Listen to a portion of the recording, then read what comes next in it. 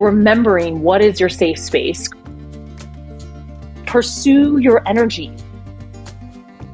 Lead Bud Light, the biggest beer brand in the world. Bet on people with similar values as me who are hungry. You know, I'm a businesswoman. How did Alissa unintentionally reveal that she wasn't the right person to lead the Bud Light brand? How can we use the Bud Light controversy as a cautionary tale? What are the red flags we should look for? My educational background is linguistics and media studies. I've taught language analysis, film analysis and branding for more than 6 years. This video offers a new perspective on Alissa's statements and identifies the red flags we should all look for. First, a few points about branding. Like and subscribe for weekly updates, and let us all know what you think about this interview. Welcome to the channel. All the branding we see around us, from TV commercials to posters and trailers, can be summed up by this model. Brand identity is the company's idea of the identity they wish to have, what they want to be associated with. Brand image is how people, the consumers, actually perceive them. Thus, brand identity and brand image aren't necessarily in alignment. The two can be very different, and when they are, the campaign has failed. When a studio is branding an upcoming thriller, they don't want people to think it's a family film.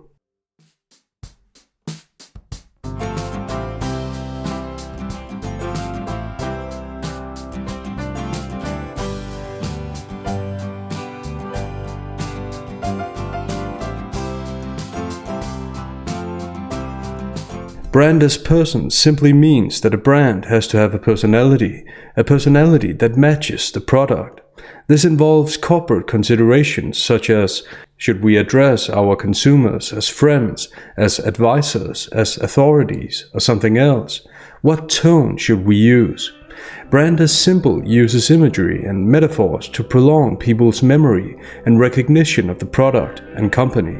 For example, a fast food restaurant typically wouldn't choose this picture to represent them and their core values. Why not? Not only because fast food restaurants almost never look like this, but also because the picture connotes upper class and/or exclusivity. The symbols used in on- and offline advertising work together to create brand heritage and draw on the company's existing heritage. Loyal consumers want to see the same brand values communicated across several platforms simultaneously. The message has to be clear and consistent, which is something a company like Gillette has struggled with and paid the price for a long time. One failed campaign is enough to ruin years of building a heritage. This leads to corporate branding. Corporate branding is the simple idea that the company or organization and everything it stands for should be designed to engage the consumers in dialogue. That's because today's consumers don't just buy products for what they are or have, but for what they mean and represent. Luxury, safety, causes, principles, social responsibility, etc. Thus, in order to achieve success, any CEO has to ask 3 questions. In terms of culture, who are we? In terms of vision, who do we want to be? In terms of image, how do people perceive us, both loyal consumers and potential consumers? How does Alissa manage these parameters, from brand heritage to culture, vision and image? The short and quite polite answer is not very well. The longer and better answer is more complicated. Let's begin with a few well-known clips, looking at them from a different angle. And we had this hangover. I mean, Bud Light had been kind of a brand of fratty, kind of out of touch humor, and it was really important that we had another approach. So when you represent a brand, you're no longer a random person giving your opinion. Every word you use matters because it speaks volumes about how you perceive the loyal consumer. Thus, every word says something about your brand and impacts your brand as well. With that contempt, which he doesn't even attempt to conceal, it was really important that we had. Alissa associates the brand heritage with out-of-touch humor and equates it to a hangover, a negative metaphor and thus negative connotation. She uses the institutional we, a term which linguists have worked with. So, linguistically, she speaks as if the entire company is behind her, against this fratty humor, as she calls it. As a result, this isn't just a devaluation of the brand heritage. It can also come across as a devaluation of the average loyal consumer who would identify with and engage in this type of out-of-touch humor. Not exactly the best basis for a dialogue with the consumer, the pillar of corporate branding, especially coupled with the vague buzzwords she uses in defining, so-called, what she wants to replace this kind of humor with.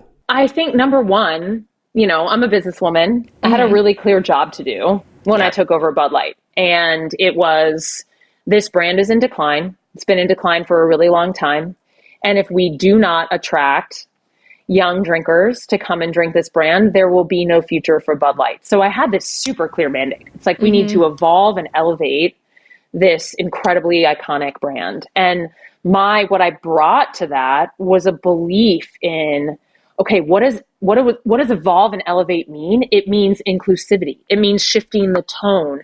It means having a campaign that's truly inclusive and feels lighter and brighter. And representation is at sort of the heart of evolution. With the repetitions of evolve and elevate, the slogans obviously played a huge part in her sales pitch to the upper management. And Alissa speaks as if her definition of what the slogan means is objectively true: representation and inclusivity. Which is funny considering she went on to work on a campaign that no one felt represented or included by. It's the Ghostbusters syndrome.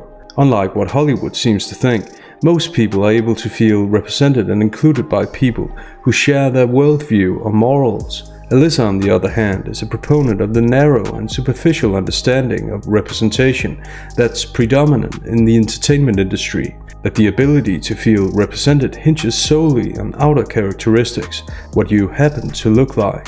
Alissa is more concerned with sounding good than respecting the brand enough to try to change it in a responsible way.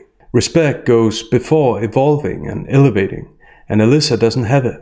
Thus, a word like inclusivity sounds good on paper, and Alissa speaks as if it's the objective solution. This conceals the fact that it's really just her subjective interpretation. However, inclusion isn't always the solution. For example, no one wants to see men included in a perfume commercial. Branding is about knowing your target audience and working from there.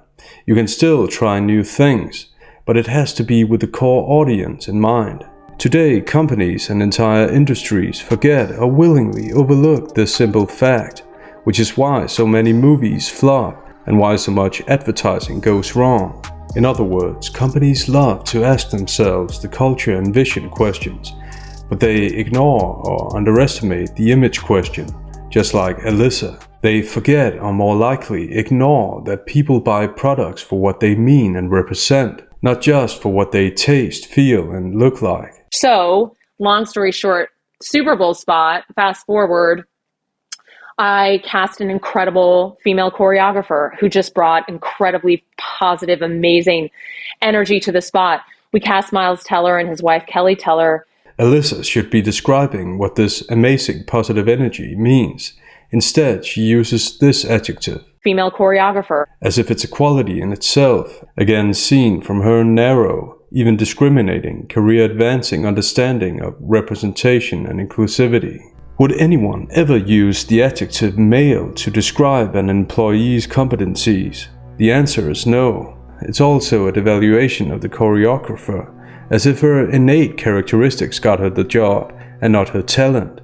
Alissa's narrative isn't only bad for business, it's bad for all people. However, she keeps focusing on it and repeating it, giving us unintentional insights into how she damaged the brand. Unintentional because she's so caught up in buzzwords and ideology that she doesn't even realize how bad it comes across to people, and compared to the brand strategies that we would expect someone in her position to be schooled in. I mean, women in community, that's so important to me. And I realized it was all about connecting again with women and building community. And so I just kind of launched into this thing, started talking. First, I started with my college roommates, and then it reminded me to never get too far away from communities of women from vulnerability and honesty and kind of hardship. Like that's where I'm most comfortable. So remembering what is your safe space, creating it and sort of staying close to it. But in these clips, Alyssa's talking about her general motivation for doing advertising. However, these clips shed light on her mindset. The mindset which resulted in the Bud Light campaign, which again resulted in the brand in decline and Alissa taking a leave of absence. To Alissa, it's all about appealing to her demographic, which is actually the opposite of the inclusivity she claims to stand for. It's all about checking the right boxes rather than focusing on creating a good campaign. What's ironic is that Alyssa's demographic didn't even feel included or addressed by this campaign, which again exposes her talk about community for what it is, empty jargon. This reminds me of someone else. Went to Rwanda to meet with female parliamentarians in Rwanda. 64% of their Congress is female, which is amazing. Meetings about the environment, and then there's a meeting about health and wellness, and a meeting about safety and security, and then a meeting about women's issues. And you go, okay, but aren't women affected by all of those things? They have done so much in terms of leadership, but also promoting diversity, and what she's, like USA Network especially, I feel really proud of. Alyssa's good at remembering her safe spaces and where she feels most comfortable, but she's not so good at remembering the pillars of branding, the alignment that should be between brand identity and brand image, the brand as person and brand as symbol. Alyssa's personal feelings are in the forefront, the alleged community she feels with her demographic, which is a safe way to make the target audience, the loyal consumers, feel left out. And when the target audience feels left out, the brand loses its personality and symbolism. The perceived brand identity, representation, and inclusivity gets the opposite brand image, arrogance and exclusivity. Pursue your energy. We have permission, as a sweet friend of mine says, like we have permission at this point in our lives to pursue what gives us energy and joy. Give yourself that permission and things will happen and success will come from it. So I think, given the disastrous outcome for Bud Light, pursuing your energy, whatever this means, if anything, definitely wasn't enough. It wasn't even the right focus, which exposes slogans like these for the self-comforting lies they are. Also, isn't there a subject-verb-object conflict here? How can you pursue your own energy? Shouldn't you use your energy to pursue your objective?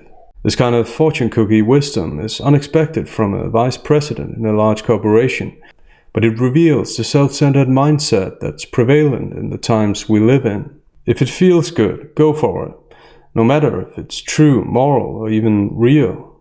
Yeah, but I don't have a dramatic, I quit my job and I started anti-hate activism, which would be an amazing thing, but I don't quite have that same trajectory. No. Right. I'd be curious to know Alyssa's definition of hate, a term that people like her use to sound morally superior, even though they can't give an objective definition of what they mean. Particularly around hate speech in the company. Is that what hate speech are you talking about? I would say I would see more hateful content in that. Content you don't like or hateful? What do you mean to describe a hateful thing?